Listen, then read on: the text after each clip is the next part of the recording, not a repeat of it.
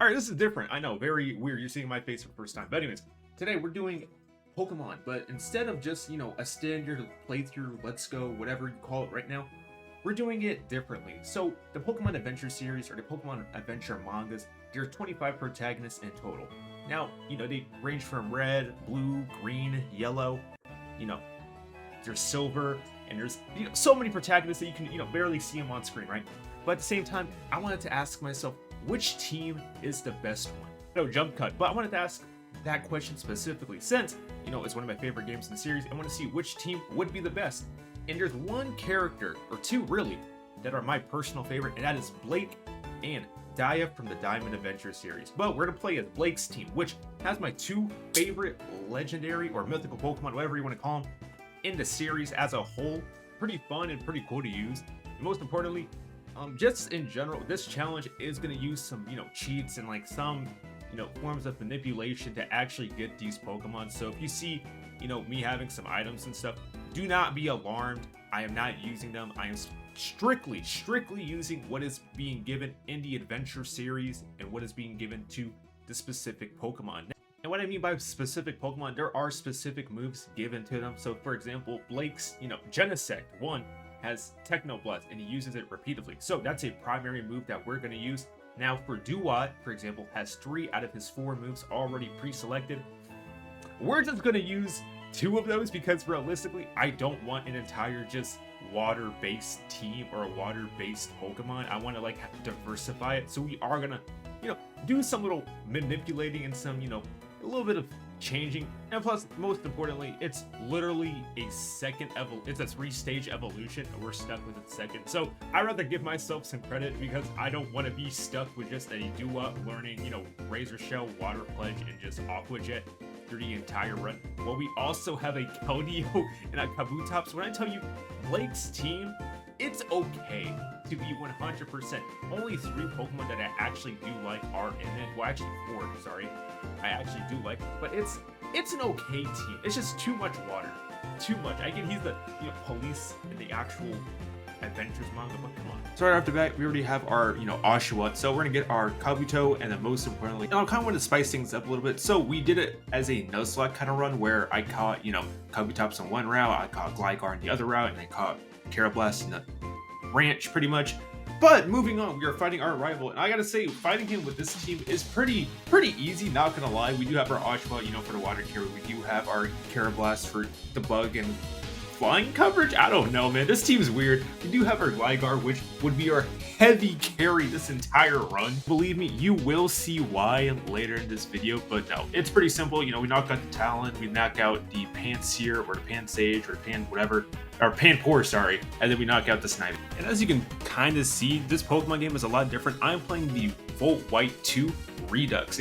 I can't really just tell you where to get it or how to get it specifically, but there are some sources on YouTube and Google that you can go to and find it yourself. But just like that, we beat our rival and the story progresses as normally. Now I am playing on the normal mode of it. I'm not playing on easy mode because 1, I'm not a child, but 2, I'm not playing on hard mode because believe me, I don't have the time nor patience to deal with the random RNG in the overpowered and 6-team Pokemon, because believe me, I do want to make this fun for me as well, but there are so many Pokemon teams or so many trainers with 6 on them that it's absurd at points, and I'm like, bro, I'm not doing this. But yeah, story-wise, we give our town map. We are finding the lost Herdier because Team Plasma's back, if you didn't know already, but we're finding him.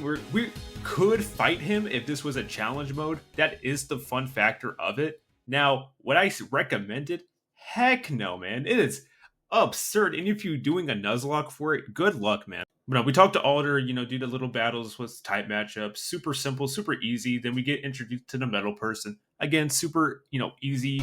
You just talk to him. Now, the older games, I don't understand why you can't just say no. That's the biggest thing I have. It's like, oh, you sure you don't want to do this? You're gonna learn about it anyways. Oh, you sure you don't know what? Oh, you heard about this yet? Oh, okay. You're still gonna learn how to do it. And it's like, dude, I don't care. I just want to progress with the dialogue. And we're about to fight Roxanne. Now you're asking, why are you fighting Roxanne? The fun thing about the Volt White 2 and the Blaze Black 2 games, or the Reduxes, sorry, is that you can fight the Hoenn gym leaders and then you can progress through and fight the actual gym leaders in game. Now, you can get some cool rewards and some cool items before you fight the gym leader, but if you fight them afterwards, you can't really get anything out of them. So it's always best to fight them. And the gym leaders do get progressively harder throughout the region and throughout the game. Also, it's a fun fact that once you beat them, they are available to fight in the RWT or the World Tournament. So that's pretty cool as well. They also go into dialogue with it. You'll get to see it when I'm talking to Watson, when I'm talking to Brawly. But yes, we do beat Roxanne, and we also do beat the 2 kids before fighting Sharon. And I gotta say, these 2 kids, the amount of times I went through this Nuzlocke and just repeatedly failed at it because of the Rattata or Munchlax, whatever you want to call it. My goodness, that was horrible. Also, I recommended you get a rock type against Chance, specifically a rock type move, because his pit-up has a certain item that you probably gonna hate if you face him, or an ice type realistically. But no, we proceed through, we fight a few trainers, we also get to my favorite second theme in the game, which is Charon's theme, in which talk to him after this section allows us to get the fishing rod, or the super rod, if you want to call it that, and proceed through the game. Now, there is a double battle here, which is mandatory, and my goodness, we swept through like a snowball. I don't know where it's going with that. And then in game, we get a call from my mom saying, "Yo, how you doing? What's going on?" It's like, "Oh, I'm good. I'm at Burbank City." It's like, "Oh, cool. All right. I used to work at the Pokemon Center." It's like, "What? What? All right, yeah, all right, cool. Did not know that." But if you are familiar with the games, you already know what's going on in this scene. Roxy has to help out her, captain, saying, "Yo, what you doing? You can't be an actor. You're a captain. You got to focus on priorities. I understand when to make movies, man, but you gotta get a job. You got a life. You gotta get these people on a ship and go to the new city. Like, come on, what are we doing? Focus. Use your head." But no, carrying on. We gotta get the elephant in the room and just deal with it. I do have to catch the 2 legendaries right now, or the 2 whatever you call them, because having primarily 2 water types, 1 bug type, and 1 flying and ground is pretty cool, but we have no actual coverage at all.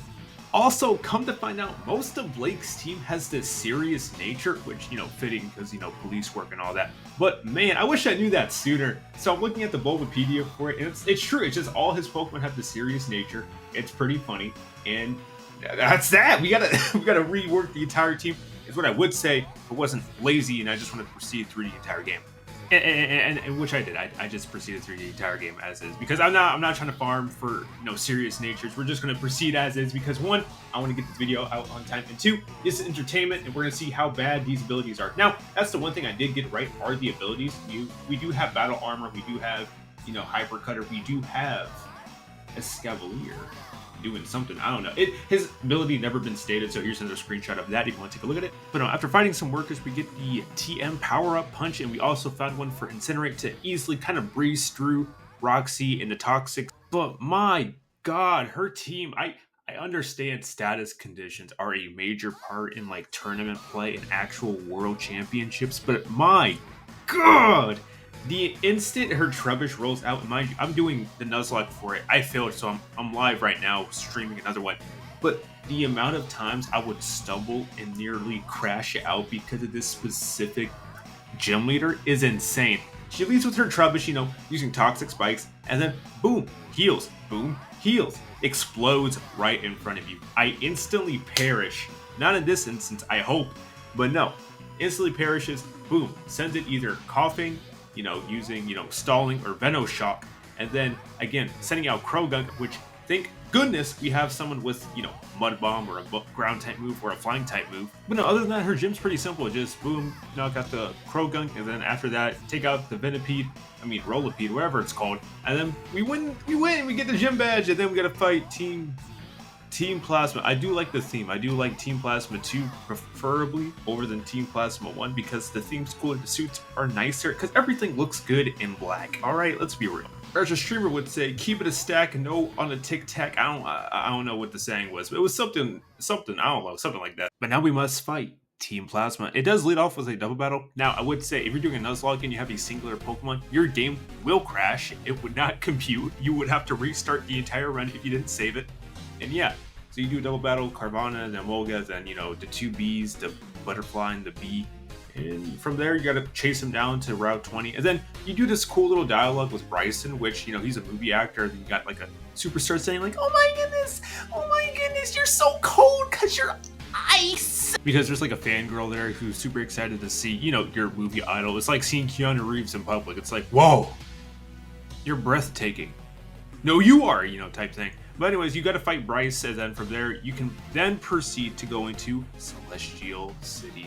Beautiful trumpets. Yes, Bryce does give us the Never Melt Ice, which is useless in this run because we don't have an ice type Pokemon to use it on, or ice type moves. Well, I'll regret saying that later in the run, but at the moment in time, we don't really have items or moves necessary for be useful. But nope, we're on the boat, and speaking of which, since we're making it to this place, and since Redux 2 does have majority of the mythicals and legendaries unlocked, might as well get a random party member. So in the manga series, Blake does get access to, or has help from, Victini in the battle against Colress, so that's pretty cool.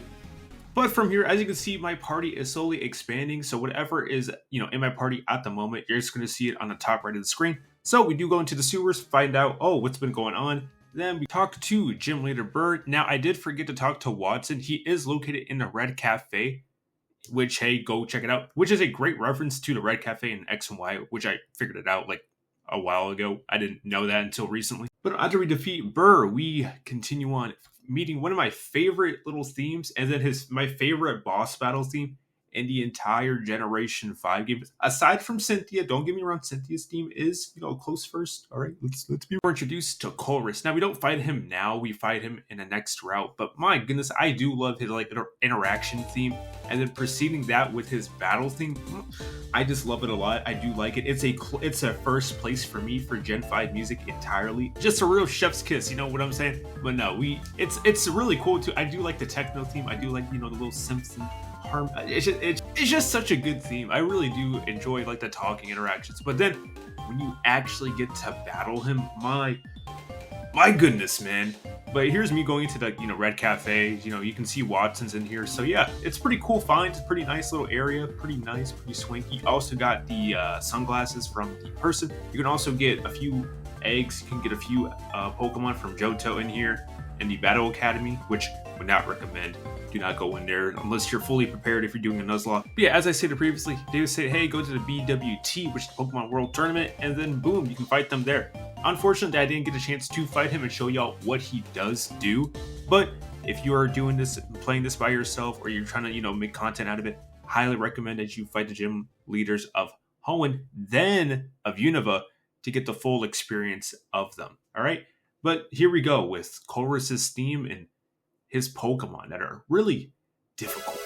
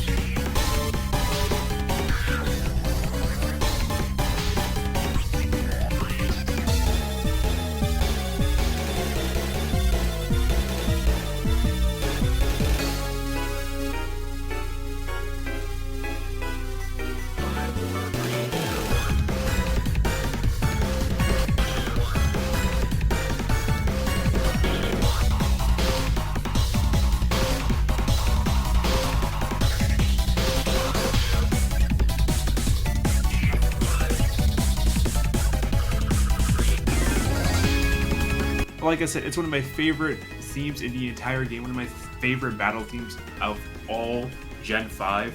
Most of BS after defeating Colress, we proceed through this route. Now we are going to go to the Desert Resort to grab a few items, and then from there we are meeting at this, you know, shop. I'm surprised that people were using this back in like the 2000s. I've only been on there one time, if I can remember properly, but it really wasn't my thing, you know what I'm saying? Alright, finally we made it to Nimbasa City. Now, if you can see this familiar face, it's the previous gym leader from Generation 5, you know, Black and White, the OGs.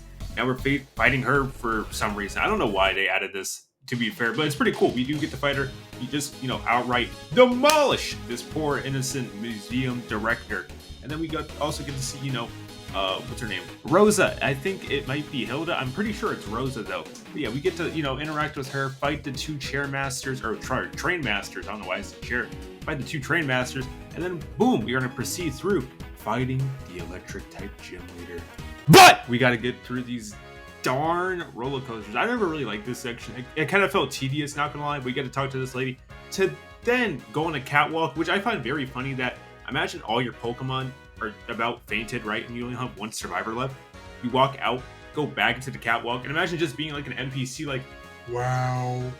I don't know, I'm soaking wet right now. I just had that shower thought. But anyways, we're off to fight Elsa or Issa. I don't really understand some of these names. I can't read. But no, we fight her, beat her up a little bit, and boom, we get her gym badge. Just like that, we are 4 out of 4 completed, or 4 out of 8 completed, my goodness. But then we gotta fight Team Plasma.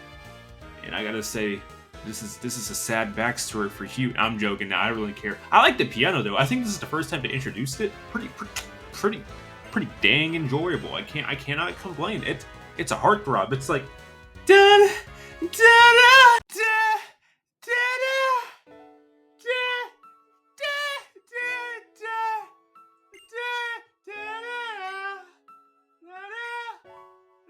Yes, I do take commissions. Now, anyways, have fun. See you in part 2.